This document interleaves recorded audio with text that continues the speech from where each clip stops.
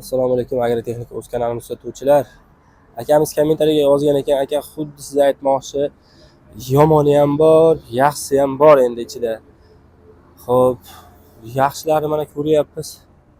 O'zlari hokim yordamchilari o'zlari kelib, mana shu yerga kelib, o'sha fuqaroga nima kerak aka deb, misol o'zim ishxonaga kelishgan.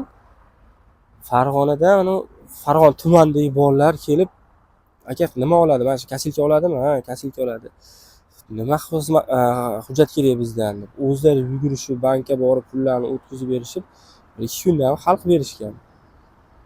Mana shunaqangi hokim yordamchilari ham bor. Surxondaryodagi bolalar ham chiqqan, Termizdagi bolalar ham chiqqan.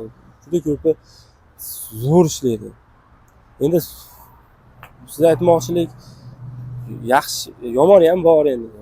Bilmaydigani ham bor. Hali bilmaydi deb nima u qanaqa kredit qanaqa olib beraman deb bog'liga borsangiz, mana shu kasilka olish kerak deb borsangiz, hali Shohmardonlik tog'ani gapidan avgust sentyabrgacha narsa qilib turinglar endi deydiganlari ham bor.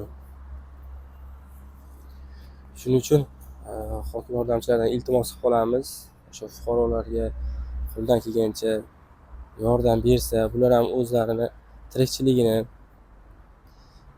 o'tkazishadi. Shu hamma tirikchilik uchun pul topaman deb mana shu narsalarni oladi-da. Hokim yordamchilar ham o'sha yerda o'tirib pul topib, shu xizmat ko'rsatsa hammaga yaxshi bo'ladi. Endi hozir limit ham oz qolgan deydi. Limit ba'zi bir joylarga telefon qilishadi. Bizda limitimiz oz. 8 milliondan yoki 10 milliondan shunaqa kredit chiqyapti. Undan oshig'ini qilib bera olmayapmiz. Ba'zi bir joylarda agar limiti bo'lsa, ko'proq chiqarib berishyapti. Endi hokim yordamchilari bilan